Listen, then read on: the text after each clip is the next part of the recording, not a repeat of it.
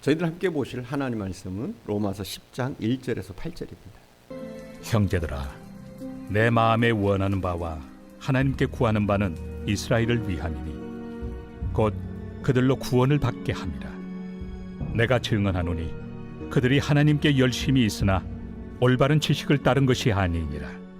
하나님의 의를 모르고 자기 의를 세우려고 힘써 하나님의 의에 복종하지 아니하였느니라.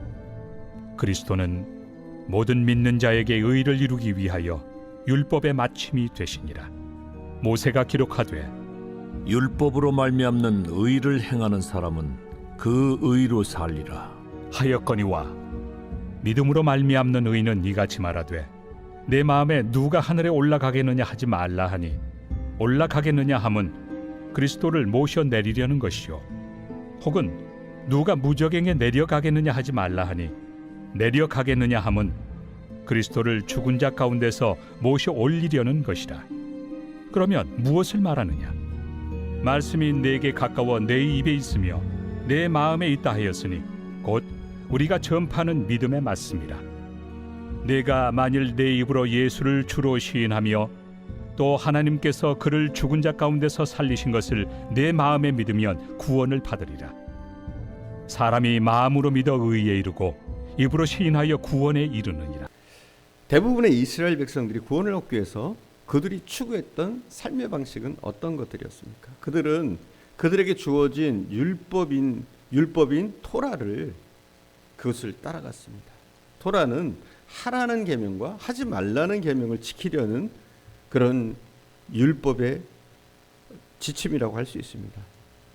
쉽게 해서 그들은 이 율법의 행위를 통해서 하나님 앞에 의롭다고 인정받기를 원하는 삶의 방식을 그것을 구원으로 추구했던 것입니다. 그러나 인간이 율법을 지켜서 하나님 앞에 의롭다함을 얻을 수 있었다면 우리 주님이 이 땅에 오실 필요가 없었습니다.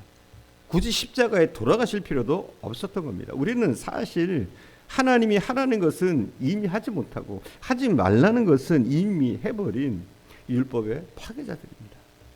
따라서 율법의 진노와 저주를 피할 수 없는 자들이었던 것입니다. 이런 우리를 불쌍히 여기시고 율법을 파괴한 율법의 저주에서 우리를 속량하시고 우리를 의롭게 하시기 위해서 하나님은 예수 그리스도 독생자 예수를 이 땅에 보내신 것입니다.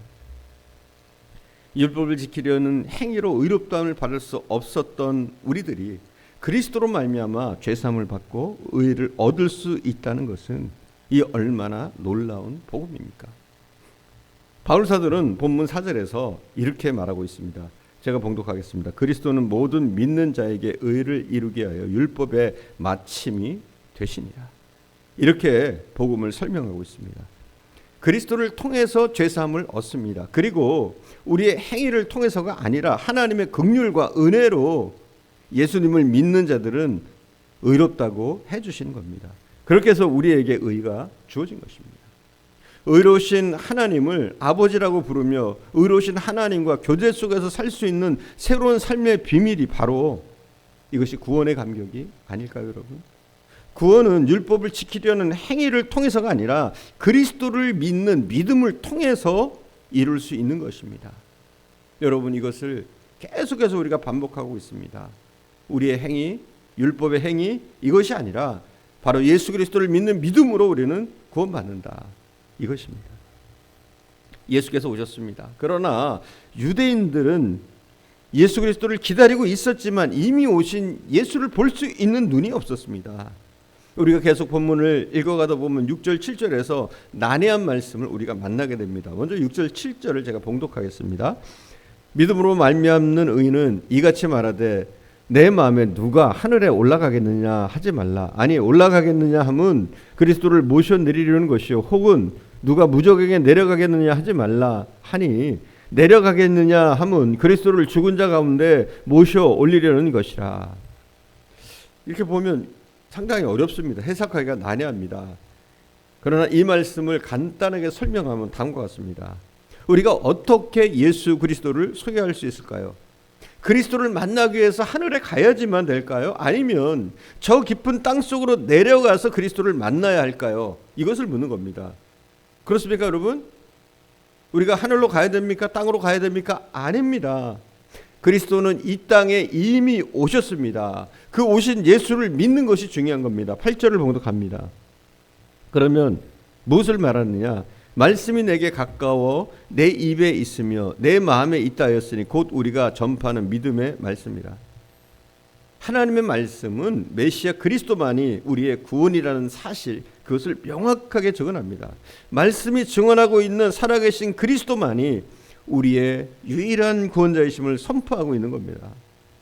말씀은 이렇게 가까이 와서 우리에게 그리스도를 만날 수 있도록 소개해주고 있습니다. 그러나 유대인들은 이 말씀을 제쳐놓고 자기의 열심으로 구원을 이루려고 했던 겁니다.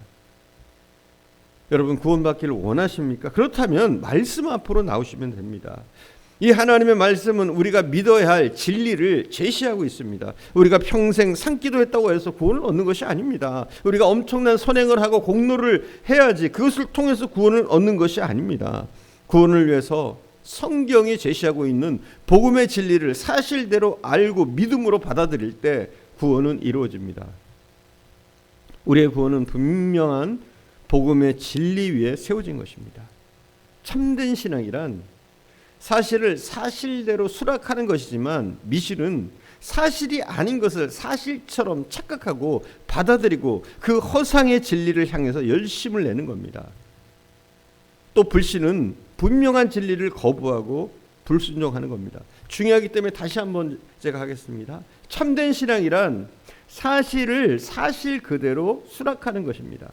그럼 미실이 뭡니까?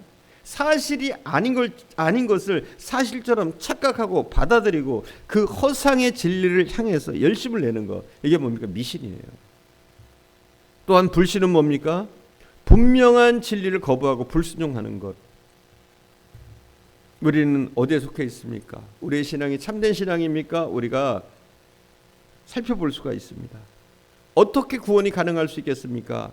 구원은 복음의 정확한 지식이 없이는 가능하지가 않습니다. 바울은 이스라엘 백성들이 종교적인 열심은 있었으나 정확한 지식이 없는 것을 안타까워하고 있습니다. 그러나 바울 자신도 그들과 전에는 똑같았습니다. 바울이 예수님 믿기 전에도 열심을 내는 종교인이었습니다. 열심이 특심인 그런 사람이었습니다. 바울 사도가 예수 그리스도의 교회를 핍박했던 이유는 그의 종교적인 열정, 열심 때문이었습니다. 바울은 본래 한 분이신 여호와 하나님을 열심히 믿던 사람이었습니다. 그런데 그 하나님이 아니라 예수를 믿어야 한다고 주장하는 사람들이 생긴 것입니다.